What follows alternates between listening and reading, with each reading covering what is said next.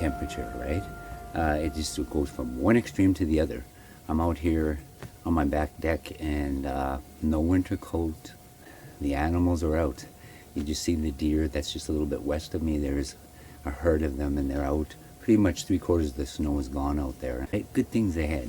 Before we get into episode 2 of the blueberry patch, I got a couple things I want to do here.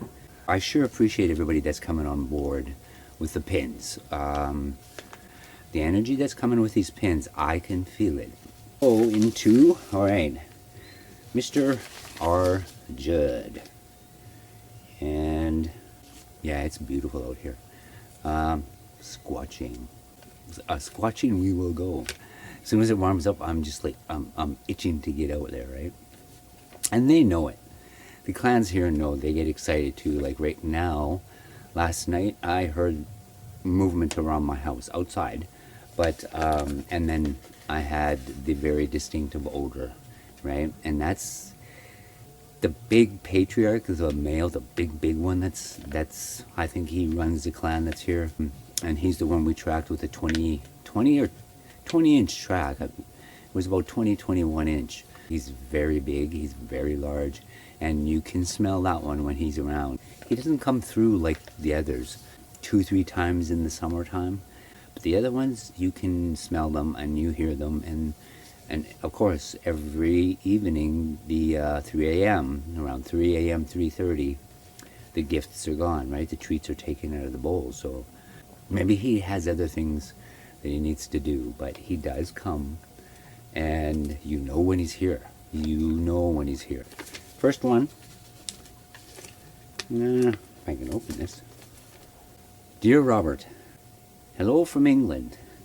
I found your channel at the beginning of the year and I am thoroughly enjoying watching it. Please accept our sincerest condolences on the passing of your mom. Thank you. I have enclosed 2 pins for you from the UK. I find it fascinating what you do and see. Also, I admire your approach, which is clearly kind and caring. Take care of yourself and all the best, Karen. Oh, yep, they're the same. Okay. Here you go. I hear geese. That's such a lovely sound for us here, because they leave us in the fall and we miss them, and they're back. They're back. So Karen, thank you very much. Your pin is on the backpack. Very exciting.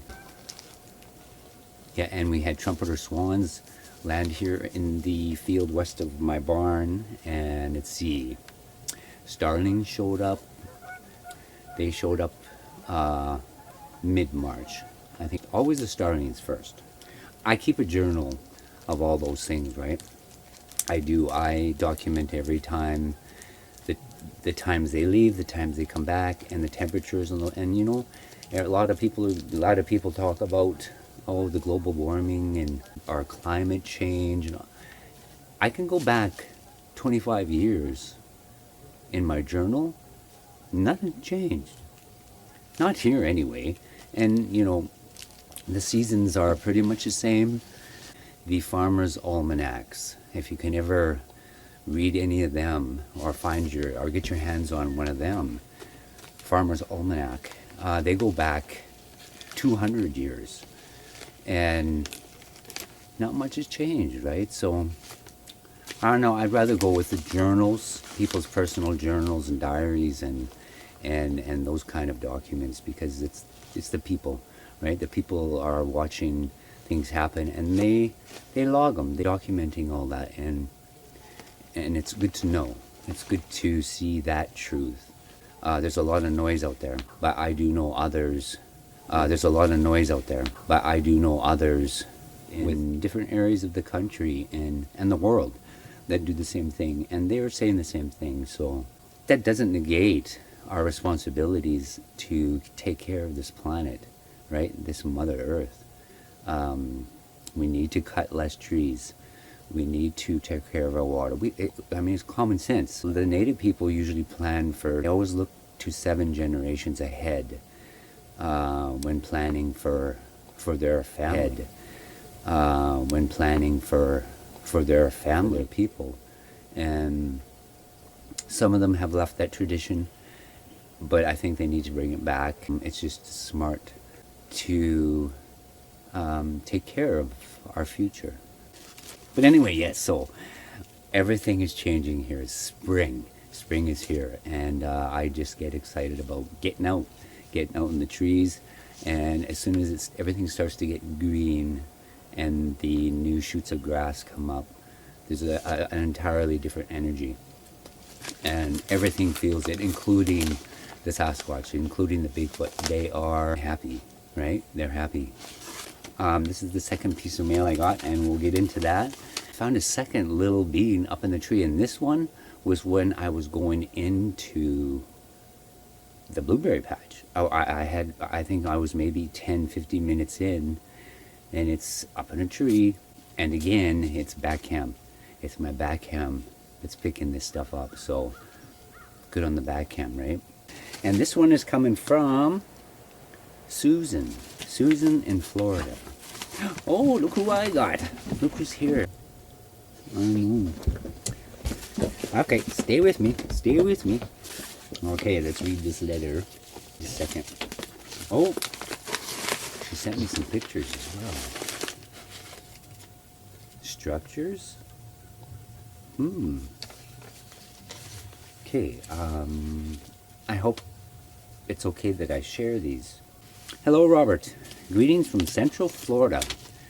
After having my own encounter with a skunk ape, as they are known in Florida, I have heard that before. I had to send you a pin from Florida so I can go along with you to your gifting sites. I enjoy and appreciate all the work you put into your videos to show us those hidden gems. Keep up the good work. I live beside 60 acres of woods on a dead-end street that came right up to my privacy fence. Sadly, most of the trees have been removed for a new housing development. But before all that happened, I loved to sit out on our back porch with my coffee, listen to the owls, and see other critters run through my backyard. As soon as I opened the back porch door, I smelled the horrible, stinky skunk smell and heard heavy footsteps crunching on the leaves and twigs very close to me. I ruled out bears, deer, etc., as this one was a very, very heavy, loud, bipedal being. I decided to sit quietly in my rocker to try to figure out what was right behind my privacy fence, about 20 feet away from my porch.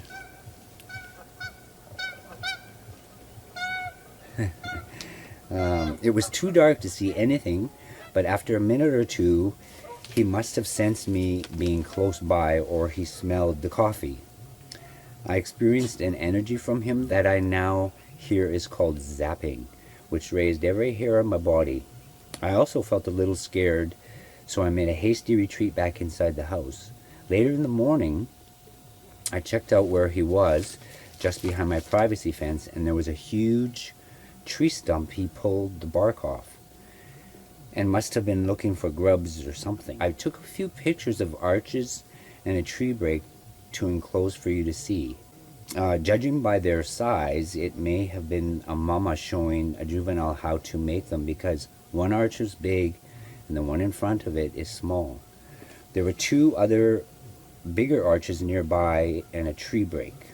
My husband reminded me of all the other times we went out early and smelled that stinky skunk odor. No telling how many times he came to our house over the years, but we heard a lot of knocking during the nights, a loud bang on the front door, and found a boomerang-shaped broken at both ends tree limb up on the roof over our front door. Maybe a gift. I would say a gift, yeah. I never dreamed I would ever have a close encounter in my lifetime, and became so interested in the mystery that surrounds them. Thank you for sharing with us, gifting you for the next long trip. See you on the trail. Wow, right? Oh, I got another visitor. Jump. Come on. Are you going to jump? Jump, Sammy, jump. My laugh. When I first got him, he was quite a bit smaller, and of course, When he showed up here, he was skin and bones. Like I had mentioned, he was a rescue dog. Actually, he ran away from an abusive situation and came here. And here is where he stayed. And he's the most beautiful dog. You know, why people, I think, you know, people that are that way are just that way. They, you know, they shouldn't be allowed to have pets, but it happens. And anyway, he did run from that place and came here. But when he first showed up here, he was very, very light and a lot smaller. And he actually would sit up on my lap. He would try to curl up there. And now, yeah, not today. Not today. He's in good condition. I think he's a little bit overweight. He does put on the pounds through the winter, right? So, and then we get out hiking and walking, and he's out when it warms up. He stays out. He likes to be outside, and he's always on a mission to protect the property from the coyotes and the bear. And Bigfoot come, he's quiet. He will actually either lay down on my front step, or he'll be over at my mother's place across the property. So again, thank you, Karen, and thank you, Susan, very, very much for your pins. And again, I appreciate you, all of you that have agreed to it and come on board with it. And again, if there's anybody else that wants to send me a pin, let me know what part of the world you're from, and I will take your pin out there with me.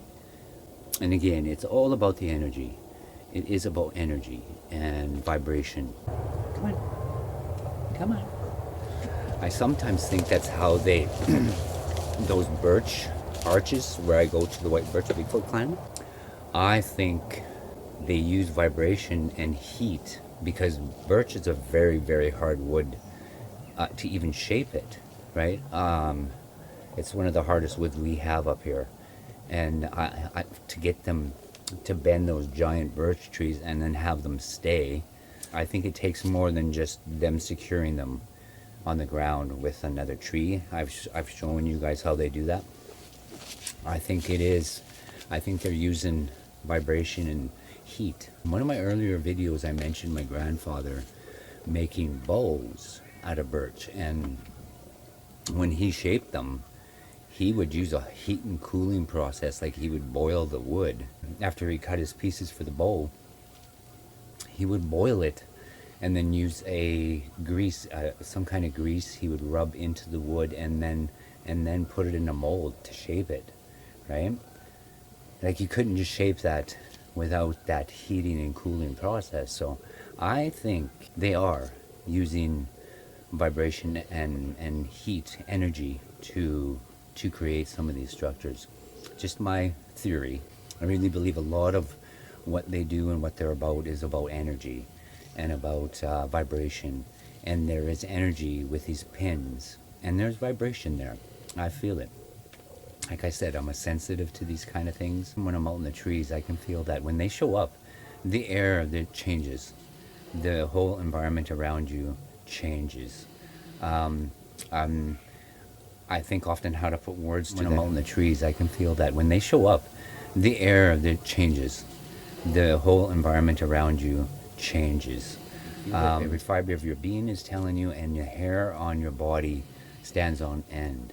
Not because you're scared or fear or being creeped out. Say that feeling of being creeped out. There's electricity in the air, and you are being so cuddly. You're being so cuddly. Yes, I know. You're a big baby. You are a big baby. The sun is setting. So before we lose the sun, we'll get into episode 2. Thank you again, Karen and Susan, for your pins. And we will see you in the trees. Stay safe. Take care. Bye for now.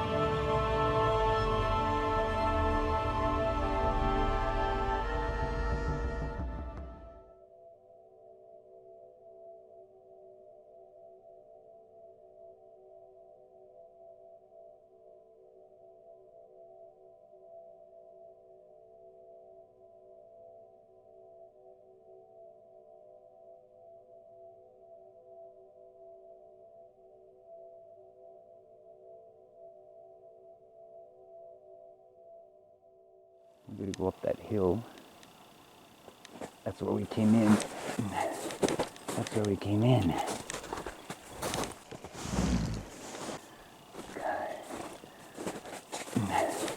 That's where we came in.